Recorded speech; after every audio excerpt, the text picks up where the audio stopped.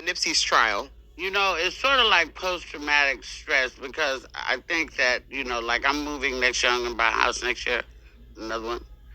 And I have to get out of there for my own mental health because, and I'm like, girl, you are too old to keep grieving this boy like this. But when you drive past the crime scene every day, it don't never leave you, especially in that area. Mm-hmm. It's so Nipsey-fied with the murals and the memories and the videos that were shot at the bank over there in front of this place, this car wash he used to go to.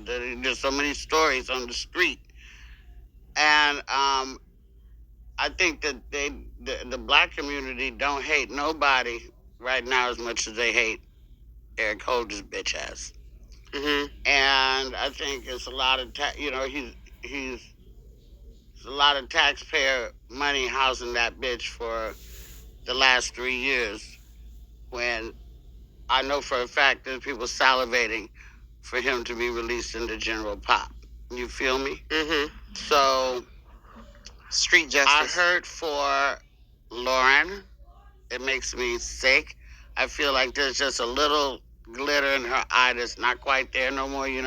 She's beautiful still, great mom from everything we see, all that stuff. But there's just, part of her died when he died. So Luenell was talking about Nipsey Hussle and like how his death impacted her life. Like she can't even ride through LA because she always seeing the site where his life was taken away. But I had no idea that she even was a fan of Nipsey because their age gap is so wide. I just had no idea. But that goes to show you, even though Nipsey wasn't mainstream, he still brought so much power and attention to him just because how dope he was. I first got into him back in 2009 when he did a song with Drake. Like I started paying attention to him, I just realized how dope he was. And then as the years went on, like he just getting bigger and bigger, and he did it his way, independent. Like he was like the only rapper to sell their album for $100 a piece and still made a good amount of money. Even Jay-Z bought like $100,000 worth of copies of that junk. Like I've been rocking with him, like I said, since 2009. And it's just dope how he did everything the right way. Like he wasn't beefing with no artists. He wasn't on no stupid stuff. He ended up wifing up Lauren London. They having kids together. He taking Wayne kid in because Lauren and Wayne had a kid. Nipsey took in Wayne kid as his own. Dropping dope music. He got nominated for a Grammy the same year he lost his life. He dropped a dope album the year before Victory Lap. And he was not done. Like, only 33 years old, bro. I hate hearing about this. All because of allegedly, he told Eric Holder it was some paperwork out about him, like whatever he was snitching on that, and told him to get off the block. And Eric Holder came back. And Nipsey, he did not have his security, bro.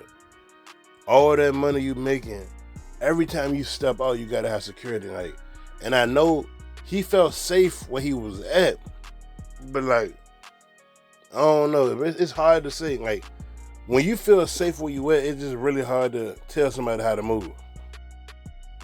But the hard lesson that every man gotta know, no matter how big you are or no matter how likable you are, everybody don't like you.